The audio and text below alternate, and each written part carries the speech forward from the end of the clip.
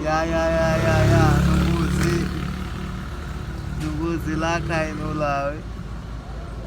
Ay nan zon nou boze la fanatik yo. Nou kon jen bay la deja. Motivasyon pou nou. Ari gen nouvo bay kay tombe. Gen nouvo video ka filme. I respoje ala pou nou tou nou abe sepe. Nan di mersi pou 5,000 abonne nou fè nou gen. Kontinye pataje, TDG la pou nak nouvo proje. Nap la. E gen gran bagay ka woy fet la. Gran koze. Pa vali. Nou gen proje ka vini. Sa fè nou jen ti bout video. Nou gen de proje nap travay la. Nou se yi de proje nap travay si yo. Koz nou a yon tan.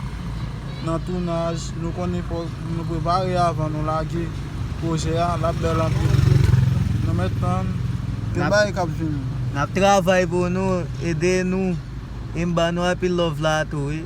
Nap di mersi pou 5,000 abonne a tou. Im kwen ap toujou la pou. Artisman ap toujou la. TDG ap toujou la. Im kwen ap toujou pou di pou nou. One love. Ya. Bon.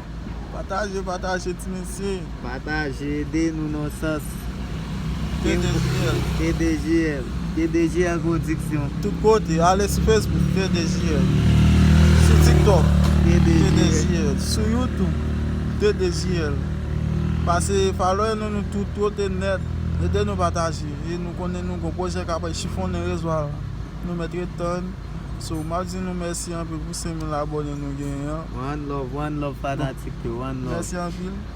Nou va arete non ale. Nou va arete nou de jisponti pasi par la ven nou. Eseye kopon nou pou eta. Mersi anpil.